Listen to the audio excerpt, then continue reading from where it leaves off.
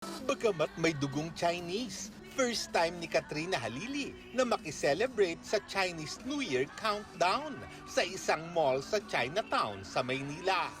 Kasama niya rito ang Mommy Dearest co-star niyang si Shane Saba. Pero may ilang Chinese beliefs and traditions pa rin daw siyang sinusunod. Minsan bumibili din ako yung mga fruits, tas yung mga charms and crystals, syempre, nagsusuot din tayo niyan. Natutuwa raw ang dalawa na magkakasunod ang kanilang projects together. Akin na ang anak ko. Peking doktor, ngayon naman peking ina. Ngayong Pebrero na ang kanilang bagong GMA Afternoon Prime Series. Kasama si Camille Prats, kaya lalo raw silang na-excite. Asahan po nila sobrang drama, tapos syempre asahan po nila kasi si Camille Prats, first time po niya magkokontrabida dito.